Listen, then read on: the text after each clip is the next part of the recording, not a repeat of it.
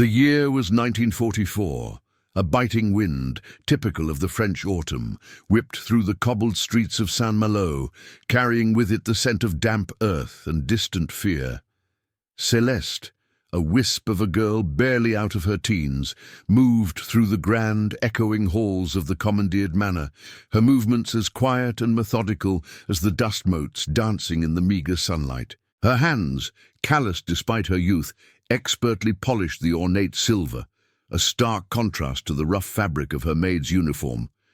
This grand house, once a beacon of bourgeois elegance, now served as a temporary billet for high-ranking German officers. Their heavy boots echoed where delicate slippers once trod. Their guttural commands replaced the gentle murmur of French conversations. Céleste was accustomed to being overlooked. To the officers, she was little more than a phantom, a necessary presence to maintain their temporary comforts. She heard their booming laughs, their dismissive comments in German, a language she understood far more than they knew.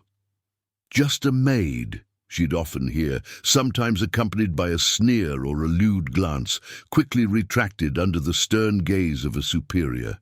She was an invisible fixture, observing, listening, processing. Her eyes, however, missed nothing. A misplaced book, a fresh scratch on an old table, the lingering scent of cheap tobacco where only expensive cigars were usually smoked. These small anomalies were a constant hum beneath the surface of her daily routine. Today, a new hum resonated, a subtle vibration in the air, a tension that was palpable even to her.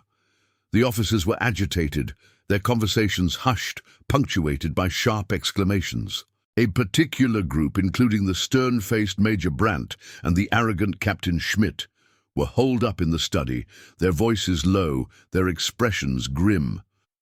Céleste, polishing the railing outside, caught snippets: shipment, delay, critical. She didn't understand the full context, but the urgency in their tones was undeniable. A cold knot began to form in her stomach. The weather outside had turned, a fine drizzle beginning to fall, mirroring the pervasive gloom that seemed to settle over the town and more acutely within the walls of the manor. The air grew heavy, thick with unspoken anxieties. Céleste felt the weight of it, the almost suffocating pressure of an unknown, looming threat. Her heart pounded a steady rhythm against her ribs, a drumbeat of apprehension in the quiet house. If you're enjoying Céleste's story and want to see how her quick thinking unfolds, make sure to subscribe to the channel so you don't miss a single chapter of this gripping tale. The following days were a blur of heightened activity. Trucks arrived under the cover of darkness, their engines rumbling like restless beasts. Rough-looking men in civilian clothes mingled with the uniformed soldiers, their faces hard and their eyes shifty. Céleste noticed a pattern. These men often carried nondescript wooden crates into the storage rooms in the cellar. The usual musty smell now overlaid with the faint, acrid odor of chemicals. She also observed an increased frequency of hushed phone calls and coded messages being relayed. Captain Schmidt, in particular, seemed perpetually on edge, his usual swagger replaced by a nervous energy. He barked orders at the other soldiers, his face drawn and pale. One afternoon, while dusting in the study, Céleste's attention was caught by a discarded piece of paper in the waste bin. It was a partial manifest, listing various types of explosives and detonators, along with a location marked with a crude drawing of the Saint-Malo harbor. The word mine was scrawled next to one of the entries. Her blood ran cold. She knew the harbor well. It was the lifeline of the town, constantly bustling with fishing boats and, more recently, German naval vessels. The thought of explosives there sent a shiver of dread down her spine. She quickly memorized the details, her mind racing, piecing together the fragments of information she had gathered.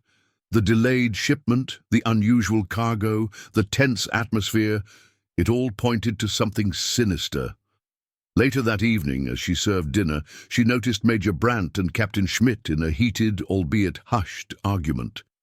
Brandt seemed hesitant, his brow furrowed with concern.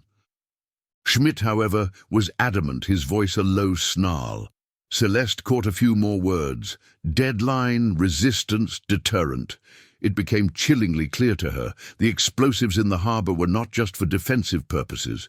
They were meant to send a message, a brutal warning. The realization hit her with the force of a physical blow. Innocent lives were in danger. Her town was in danger. The indifference she had cultivated as a shield against the constant mockery began to crumble, replaced by a burning sense of urgency. She had to do something, even if it seemed impossible for a mere maid to challenge the authority of the occupying forces. Céleste knew that going directly to the German officers with her suspicions would be futile, perhaps even suicidal. They dismissed her as insignificant. Her words would carry no weight. She needed proof, something tangible to cut through their arrogance and prejudice. That night, under the cloak of darkness, she crept down to the cellar. The air was thick with the metallic tang of explosives, a smell that made her stomach churn. Using the faint light filtering from a crack in the door, she located the crates she had seen being carried in. They were unmarked, ordinary-looking wooden boxes, but she knew what lay hidden inside. Her heart pounded in her chest as she worked quickly and silently. She pried open one of the crates with a rusty tool she had found in the corner. Inside, nestled amongst wood shavings, were rows of dark, cylindrical objects, the mines. Her breath hitched. The sight was both terrifying and confirming. She carefully took one of the detonators, small and cold in her trembling hand, and concealed it in her apron pocket. It was a risky move, but she knew she needed something to demonstrate the reality of the threat. Back in her small attic room, Céleste wrestled with what to do next. Who would believe her? Who could she trust? The French resistance was active in the area, but she had no direct contact with them. Reaching out was a perilous gamble. Then she remembered a name, Lieutenant Dubois. He was a younger officer, often quieter and more reserved than the others. She had noticed a flicker of unease in his eyes during some of the more heavy-handed discussions among his superiors. Perhaps, just perhaps, he was different. It was a long shot, a desperate gamble, but Céleste knew she had to try. The image of the bustling harbour, the faces of the fishermen she knew, the children playing by the docks, these images fueled her resolve. She would find Lieutenant Dubois, and she would make him listen. Finding Lieutenant Dubois was not easy. He kept a low profile, often away from the main group of officers. Céleste finally spotted him near the stables, overseeing the care of the horses. She approached him cautiously, her heart hammering against her ribs. Taking a deep breath, she addressed him in hesitant German, the only language they had in common. "Lieutenant," she began, her voice barely above a whisper. Dubois turned, his expression neutral, a hint of weariness in his eyes. He clearly didn't recognize her beyond the usual serving staff. "Can I have a word, please? It is important." Dubois looked around, a flicker of annoyance crossing his features. "What is it, girl? I am busy." Despite his dismissive tone, Céleste pressed on. "It is about the harbour and the new shipments." Dubois' gaze sharpened. He gestured for her to step away from the stable hands. "What do you know about that?" His voice was low, tinged with suspicion. Céleste hesitated, unsure how much to reveal. I have seen things, heard things. There are explosives, mines. They are planning something at the harbour." Dubois scoffed, a wry smile playing on his lips. "Of course there are explosives. This is a war, girl. What did you expect?" "But these are different," Céleste insisted, her voice trembling slightly. "These are not just for defense. I heard them talking. Major Brandt seemed worried." She pulled the detonator from her pocket, placing it in his hand. "I found this." Dubois stared at the small metal object in his palm, his initial skepticism slowly giving way to a flicker of unease. He recognized it. He had seen similar detonators before. "Where did you get this?" he asked, his voice now serious. "From one of the crates in the cellar," Céleste replied, her eyes pleading with him to believe her. "Please, Lieutenant, you must believe me. Something terrible is going to happen." Dubois looked from the detonator to Céleste's earnest face.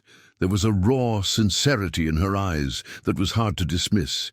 He had his own reservations about some of Major Brandt's recent orders, a growing discomfort with the increasingly ruthless tactics being employed. Could this seemingly insignificant maid have stumbled upon something significant? The thought planted a seed of doubt in his mind, a seed that began to sprout in the fertile ground of his own unease. Has Céleste finally found someone who will listen? Will Lieutenant Dubois take her warning seriously? Don't miss the next chapter. Subscribe now to stay updated on this gripping story. Lieutenant Dubois, though still wary, couldn't shake the image of the detonator in his hand and the genuine fear in Céleste's eyes. He knew the girl was just a maid, someone easily dismissed, but her conviction was unsettling. He decided to conduct his own discreet inquiries. Under the guise of routine inspections, he questioned some of the soldiers involved in the recent deliveries, observing their reactions, noting their evasiveness. He paid closer attention to the security around the harbour, noticing an unusual increase in patrols and the placement of seemingly innocuous buoys in strategic locations. His unease grew with each passing hour. He recalled fragments of conversations he had overheard, dismissively ignored at the time, now taking on a sinister, new meaning. Major Brandt's unusual secrecy, Captain Schmidt's aggressive insistence on a particular timeline, the pieces began to fit together like a disturbing puzzle. That evening, Dubois sought out Céleste again, meeting her in the dimly lit pantry where she was sorting vegetables. His usual stern demeanor was softened by a hint of desperation. "Tell me everything you heard," he urged, his voice low. "Every detail, no matter how small it may seem." Céleste recounted everything she had witnessed: the late-night truck arrivals, the civilian men, the chemical smell in the cellar, the argument between Brandt and Schmidt, the partial manifest she had seen. As she spoke, Dubois listened intently, his expression growing increasingly grave. "The manifest, do you remember any of the markings? Any specific names or numbers?" he pressed. Céleste strained her memory, focusing on the hastily scrawled notes. There was a symbol, a circle with a line through it, and the number 72. Dubois' breath hitched. He recognized the symbol.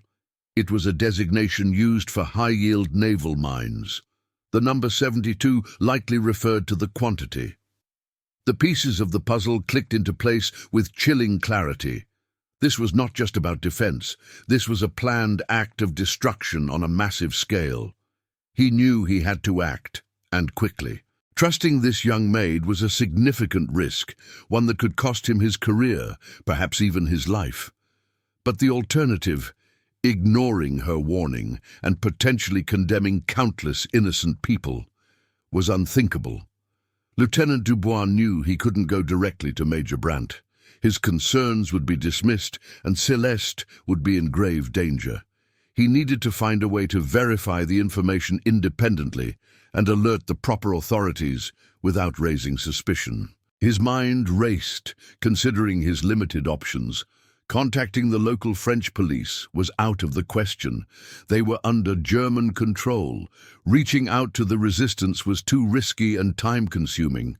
He decided to confide in Sergeant Weber, an older, seasoned soldier, who had always struck him as more thoughtful and less ideologically driven than the other officers. Weber was a man of few words, but he possessed a quiet integrity. Dubois approached him late that night, feigning concern about the increased security around the harbour. He subtly steered the conversation towards the recent shipments, observing Weber's reactions carefully. To his relief, Dubois detected a flicker of unease in the sergeant's eyes, a hint that he too might have reservations about recent events. Emboldened, Dubois took a calculated risk. He hinted at his suspicions, carefully omitting Céleste's involvement. He spoke of inconsistencies in the official reports, of the unusual secrecy surrounding the harbour activities.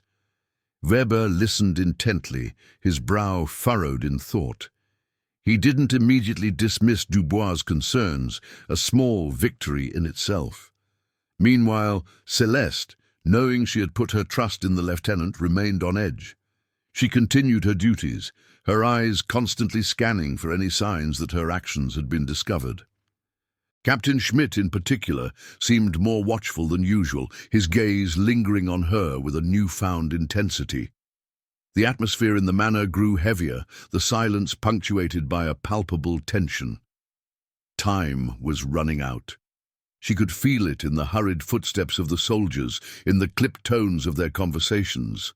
The harbour, the town, the lives of countless innocent people hung precariously in the balance, resting on the shoulders of a hesitant lieutenant and a watchful maid. Sergeant Weber, a veteran of many battles, had seen enough senseless destruction. Lieutenant Dubois' carefully veiled concerns resonated with his own growing unease. He had noticed the unusual cargo and the increased security at the harbour, but had dismissed it as simply part of the war effort. However, Dubois' questions, coupled with his own observations, planted a seed of doubt in his mind. He began his own quiet investigation, using his seniority to access certain logistical documents and observing the harbour activity more closely. What he discovered confirmed Dubois' fears, and more. The sheer quantity of explosives being moved into the harbour was far beyond what would be needed for defensive measures. The placement of the buoys suggested a deliberate pattern, designed to inflict maximum damage on incoming Allied ships, but also devastating the harbour itself and the surrounding town. Weber felt a surge of disgust and a cold fury. He had signed up to fight for his country, not to participate in an act of wanton destruction that would claim countless innocent lives. He sought out Dubois again, his usual stoicism replaced by a grim determination. "Lieutenant," he said, his voice low and urgent, "you were right. Something is very wrong at the harbour." He shared the details of what he had discovered, his words confirming Céleste's initial warnings and adding weight to the dire situation. Dubois felt a surge of relief mixed with a renewed sense of urgency. He now had an ally, someone within the ranks who could corroborate his suspicions. Together, they began to formulate a plan, a risky maneuver that could expose them to severe punishment if discovered, but one they knew they had to undertake. They needed to find a way to alert the Allied forces without tipping off Major Brandt and Captain Schmidt, and they needed to do it quickly. The clock was ticking, and the harbour was a loaded gun pointed at the heart of Saint-Malo. The tension is mounting. Will Lieutenant Dubois and Sergeant Weber succeed in their desperate plan? Subscribe now, so you don't miss the next thrilling chapter. Lieutenant Dubois and Sergeant Weber knew they couldn't directly contact the Allied forces without risking immediate detection. They needed a more clandestine approach. Dubois remembered a local fisherman, an old man named Pierre, who was known to have sympathies for the resistance and occasionally acted as a discreet messenger. Finding Pierre would be risky, but it was their best chance. Under the cover of darkness, Dubois, dressed in civilian clothes borrowed from a reluctant Weber, slipped out of the manor. The streets of Saint-Malo were eerily quiet, patrolled by German soldiers. He navigated the darkened alleys, his heart pounding with each footstep. He finally found Pierre's small, weather-beaten cottage near the docks. After a tense exchange of coded phrases, Dubois managed to convince the old fisherman of the urgency and the veracity of his information. He carefully relayed the details about the mines, their location, and the likely detonation schedule, emphasizing the imminent danger to the harbour and the town. Pierre, his face etched with concern, agreed to take the message to the resistance contact he trusted. He knew the risks involved, but the thought of the harbour being destroyed and innocent lives lost spurred him to action. Time was of the essence. Back at the manor, Céleste did her best to act normal, but the strain was beginning to show. Captain Schmidt's watchful eyes seemed to follow her every move, his suspicion growing. She knew that if the plot was uncovered, she would be the first to be implicated. Despite the fear that gnawed at her, she held on to the hope that Dubois' gamble would pay off. She had done what she could. Now, the fate of Saint-Malo rested in the hands of a conflicted lieutenant, a principled sergeant, and a courageous old fisherman. The night was long, filled with uncertainty and the silent prayers of a young maid who had dared to see beyond the uniforms and the lies of war. The following day was agonizingly slow. Lieutenant Dubois and Sergeant Weber did their best to maintain a semblance of normalcy, all the while listening for any indication that their actions had been discovered. Captain Schmidt was like a shadow, his presence radiating suspicion. He questioned Dubois about his whereabouts the previous night, his tone sharp and accusatory. Dubois managed to deflect his inquiries with a fabricated excuse, but the encounter left him shaken. Meanwhile, Pierre had successfully delivered the message to the local resistance cell. They acted swiftly, relaying the crucial information to Allied intelligence. The details provided by Dubois, corroborated by Weber's knowledge of the harbour's layout, were precise and credible. An emergency plan was put into motion. Just hours before the anticipated detonation, Allied aircraft appeared over the harbour. The sound of their engines shattered the tense silence, sending the German soldiers scrambling. Confusion reigned as bombs rained down, carefully targeting the newly placed mines while avoiding civilian infrastructure as much as possible. The operation was swift and precise, thanks to the detailed intelligence provided. Several explosions rocked the harbour, followed by the welcome sound of silence. The threat had been neutralized. In the chaos, Dubois and Weber worked to create confusion among the German ranks, subtly hindering their efforts to respond effectively. Céleste, witnessing the aerial assault from a window, felt a wave of relief wash over her, mixed with a profound sense of gratitude and vindication. Her warning, initially dismissed and ridiculed, had saved countless lives. Major Brandt and Captain Schmidt were furious, their plans thwarted at the last minute. They launched a frantic investigation, searching for the source of the leak. Suspicion fell on everyone, including Dubois and Weber, but without concrete evidence, they could do little more than issue threats and increase security. Céleste, though still under scrutiny, managed to remain undetected. The 11th hour had passed, and Saint-Malo had been spared a devastating blow, all thanks to the courage and foresight of a seemingly insignificant maid. The immediate danger had passed, but the atmosphere in Saint-Malo remained tense. The German investigation into the thwarted harbour operation continued, casting a shadow of suspicion over everyone. Lieutenant Dubois and Sergeant Weber maintained their silence, their secret bond forged in shared risk and a commitment to doing the right thing.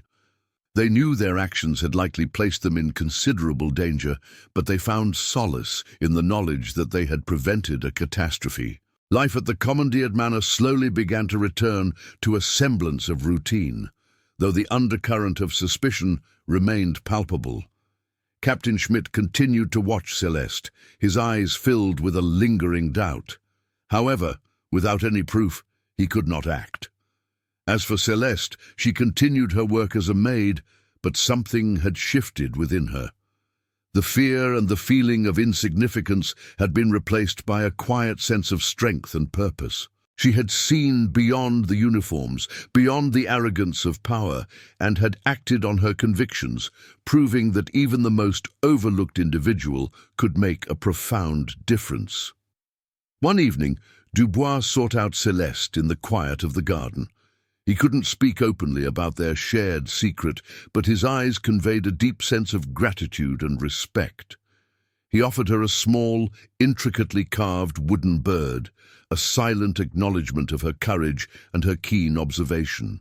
Celeste accepted the gift, a faint smile gracing her lips. It was a small gesture, but it spoke volumes.